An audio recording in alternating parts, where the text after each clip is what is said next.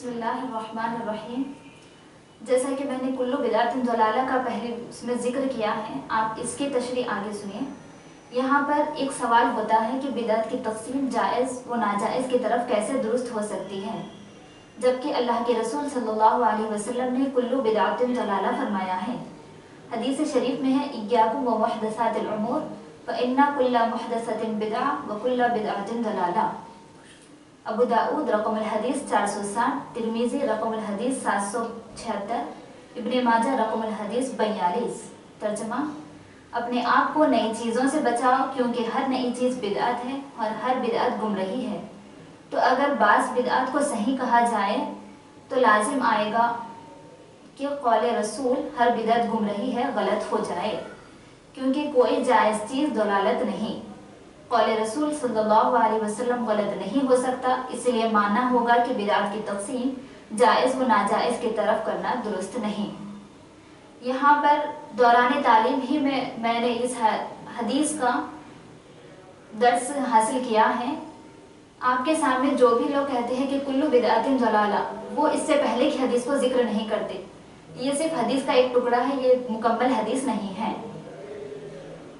اس کے بعد آپ دیکھیں، اس کے بعد ہم واضح کر دینا چاہتے ہیں، حدیث میں لفظ کل کا استعمال ہوا ہے، اور مدارس اسلامیہ کی ایک مشہور کتاب اصول فقہ پر مشتمل نور الانوار کے صفحہ 7 کے حاشیہ 3 پر یہ بات مذکور و مرقوم ہے کہ کل کی دو قسمیں ہیں، کل افرادی، کل مجموعی۔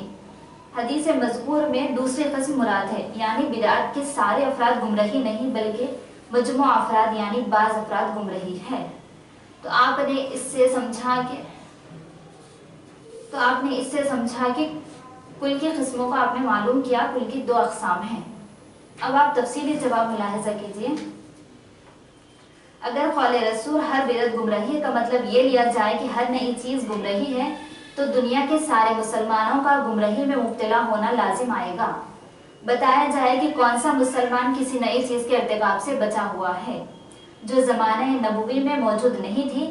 اگر کوئی کہے کہ نئی چیز سے مراد دین میں نئی چیز ایجاد کرنا، تو اس سے پوچھا جائے کہ قرآن کا اعراب، سورتوں اور آیتوں کے نمبرات، احادیث کا جمع کرنا، علم تفسیر، اصول حدیث وغیرہ علوم و فنون دینیہ اور ان کی تعلیم و تعلم کے لیے مدارس قائم کرنا، نصاب تعلیم وغیرہ، یہ سب نئی چیزیں دینی ہیں یا دنیاوی؟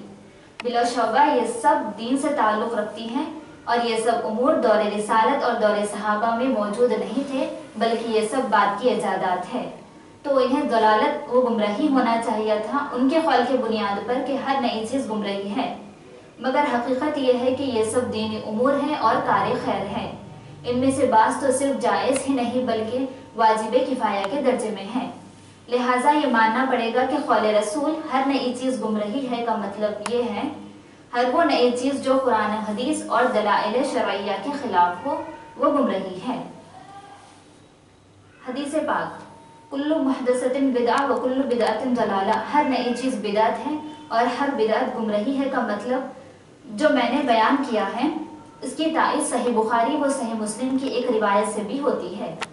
ام المومنین حضرت عائشہ صدیقہ رضی اللہ عنہا سے مروی ہے، رسول اللہ صلی اللہ علیہ وسلم نے فرمایا: من احدث فی امرنا ھذا ما لیس منہ فہو رد۔ مشکات باب الاعتصام بالکتاب والسنہ، صحیح بخاری کتاب الصلاح رقم الحدیث 371، صحیح مسلم حدیث 77۔ ترجمہ: جس نے ہمارے دین میں ایسی نئی چیز ایجاد کی جو ہمارے دین میں سے نہیں تو وہ نئی چیز مردود ہے۔ معزز ناظرین و ناظرات، یہاں پر توجہ دیجیے، اس حدیث میں لفظ احدث اور ما لیس منہ بہت ہی قابل غور ہے۔ من احدث فی امرنا کا معنی ہے جس نے ہمارے دین میں نئی چیز ایجاد کی، اس کے بعد ما لیس منہ ذکر ہوا، یعنی جس نے ایسی نئی چیز ایجاد کی جو ہمارے دین میں سے نہیں بلکہ دین سے باہر ہے تو وہ مردود اور نامقبول ہے۔ اگر دین میں ہر نئی چیز گمراہی ہوتی تو ما لیس منہ کہنے کی ضرورت نہیں پڑتی، اس لیے کہ موصوف کی صفت لا کر اس کو جدا ہی کرنا مقصود ہوتا ہے، بلکہ صرف یہ کہا جاتا ہے کہ جس نے ہمارے دین میں کوئی نئی چیز ایجاد کی وہ نامقبول ہے۔ یہ نہ کہہ کر یہ کہا گیا کہ جس نے ہمارے دین میں ایسی نئی چیز ایجاد کی جو دین سے نہ ہو بلکہ دین کے خلاف ہو تو وہ نامقبول ہے۔ پتہ چلا کہ ہر نئی چیز لغوی اعتبار سے بدعت تو ہے، لیکن نامقبول اس وقت ہے جبکہ دین میں سے نہ ہو بلکہ دین کے معارض وہ مخالف ہو، اور جو نئی چیز دین کے معارض وہ مخالف نہ ہو وہ مردود نہیں بلکہ اس سے دینی یا دنیاوی فائدہ ملحوظ ہو تو بہتر ہے۔ جیسا کہ ایک دوسری حدیث میں اس کی صراحتاً موجود ہے، آگے چل کر ہم وہ حدیث بھی آپ کو بتائیں گے۔ اس لحاظ سے ہر لغوی بدعت، ہر نئی چیز شرعاً دو قسمیں ہیں، ہر نئی چیز کی شرعاً دو قسمیں ہیں، بدعت حسنہ یعنی اچھی نئی چیز، بدعت سیئہ اور بری نئی چیز۔